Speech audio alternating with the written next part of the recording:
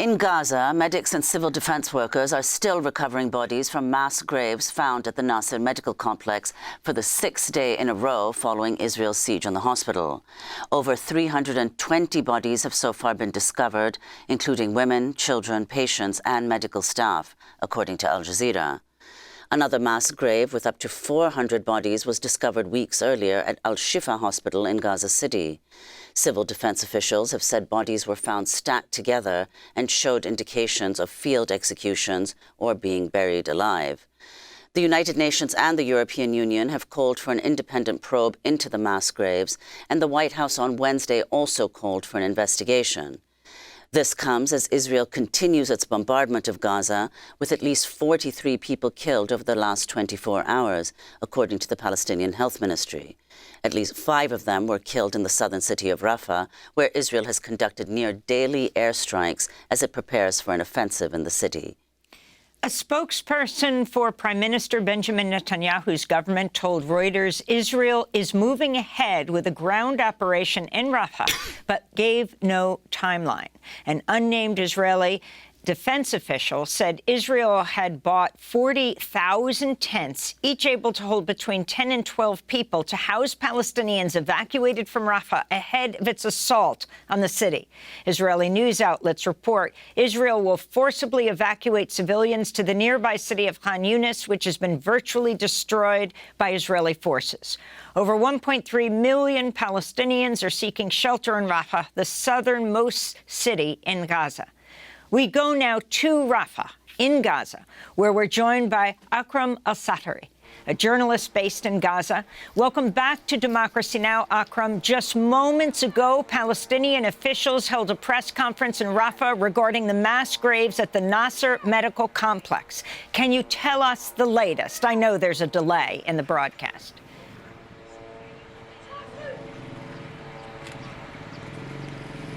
Good morning, Amy, to you and all the viewers. I have just come back from Khan Younis area.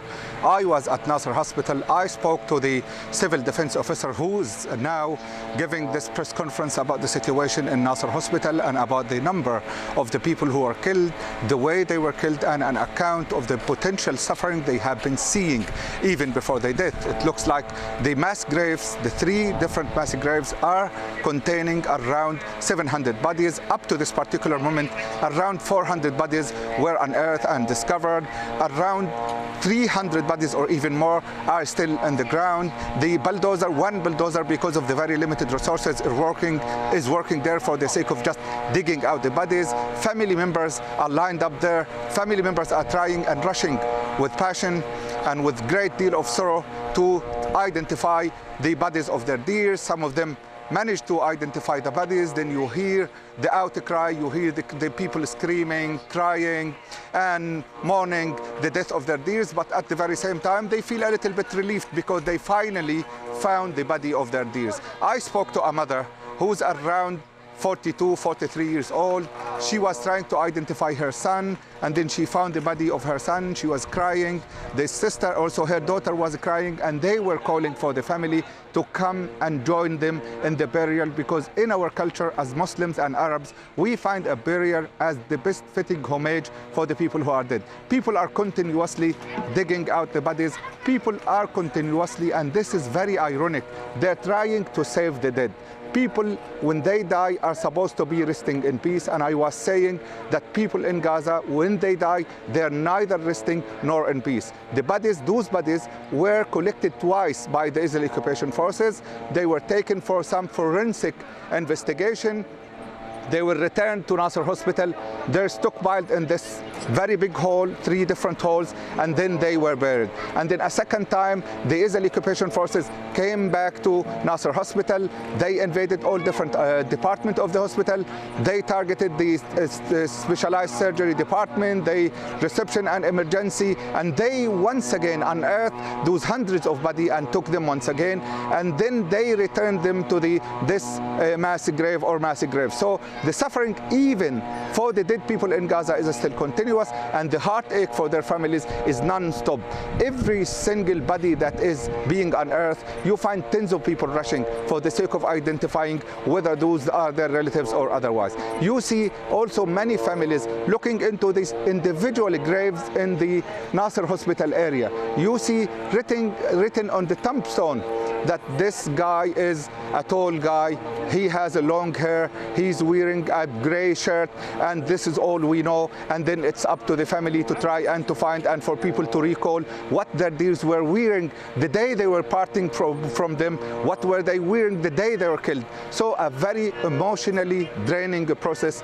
The numbers are quite shocking, but the account of the loss and the death that led to that eventual mass grave is extremely shocking, where some of the people, like you have just said, some of the people were tied, some of the people had medical accessories on their hands, like the cannulas, and when they were unearthed from the ground, it was apparent that they were buried alive. Some people were tortured, some of the bodies were extremely mutilated, which means that those bodies, some of their organs were taken by the Israeli occupation. Some lost their eyes. I could see some bodies with no eyes. I could see some bodies with no liver, with no kidney. Some bodies that are, you see them like the outer skin is just covering the skeleton, and that's it. So the account of that experience is quite heart-wrenching. The families that have been suffering for the sake of just identifying their dears are also broken. They have been crying, but at least they say, we feel comfortable because we found our dears. So it gives you an insight, a glimpse into the suffering people of Gaza have been living. It gives you a glimpse into the bereavement the women, men, children and girls in Gaza have been experiencing for the last 6 months or so. Akram, al-Satarri, just for our audience to know, whenever we speak to you, we have, there's this constant noise around you, and those are drones, of course, flying overhead, as they have been for months now. But if you could respond, the European Union, the United Nations, and now also the United States have called for an independent investigation into these mass graves. So your response to that, and we're speaking to you in Rafah, if you could also describe what conditions there are on the ground.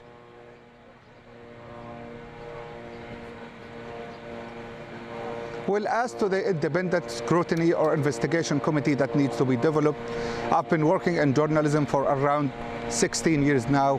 I have been hearing about the independent committees, commissions, inquiries, fact-finding committees, and international reports and tribunals about the situation in Gaza, looking into the particular details of the incidents that were taking place, investigating the death of several people in mass killing incidents, including the war in 2008, the war in 2014, and the war in 2021. I have been hearing a book about Gaza and the war in Gaza from 2014, and I was reading the exact word that I'm going to say now.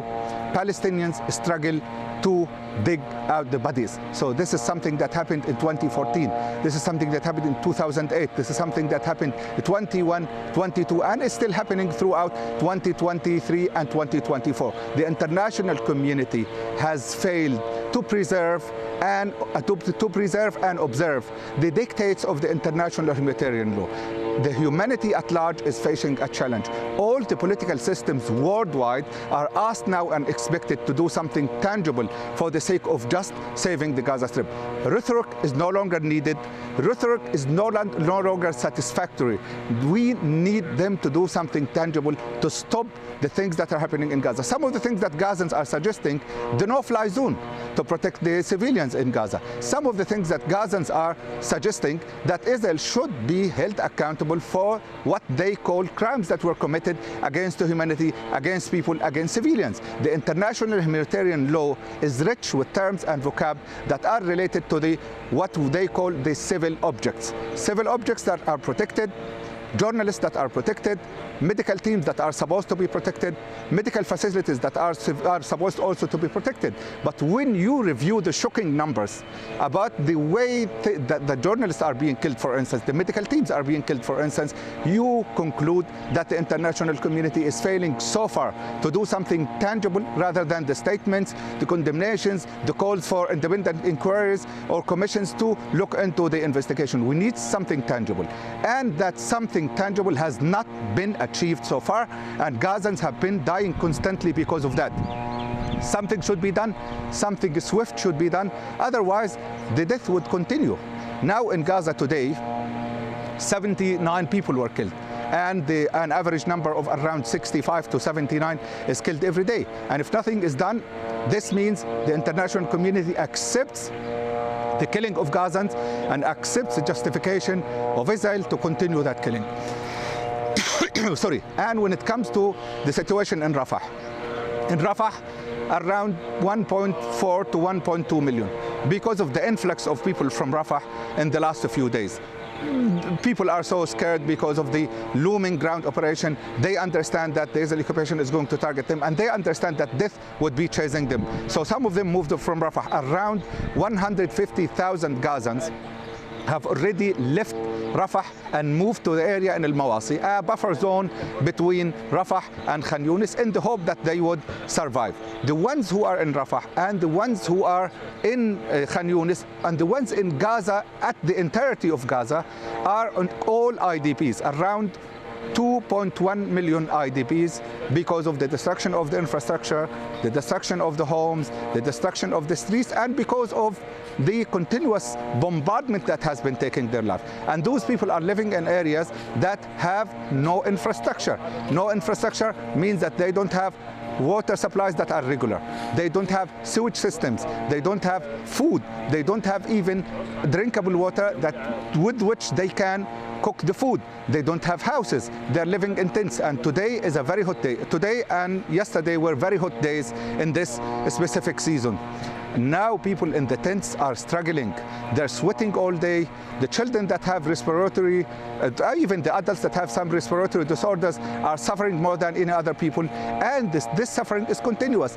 And this situation, when it comes to the humanitarian situation in Gaza, is unbearable, unimaginable, and unacceptable. When I tell you the situation is unimaginable, because for me, some parts of Gaza and some part of those camps that I have seen, the suffering of the people is unimaginable. You see them living just by the minimum, and even there is no minimum, and they have no other choice to continue living and waiting and hoping some solution would be developed or concluded sometime soon. This is the truth about the situation. Something I have never seen in my life, let alone someone who's living thousands of miles away from Gaza.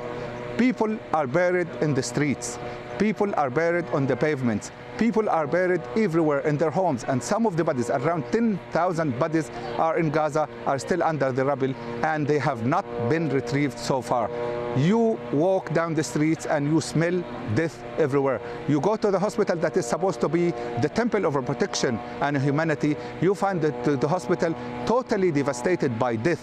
You find the patients who were supposed to be receiving the medical treatments buried within the hospital, and you smell their decomposed body after the bodies were desecrated and unearthed. And wherever you turn your face, you see the children, you see the adults, you see the women and the men, the girls and the boys suffering from that unjust situation that is still continuous, and no one single international power could stop that or bring an end to that ongoing suffering and misery. Akram al-Satarri, we want to thank you so much for being with us. Be safe. Akram is a Gaza-based journalist speaking to us from Rafah.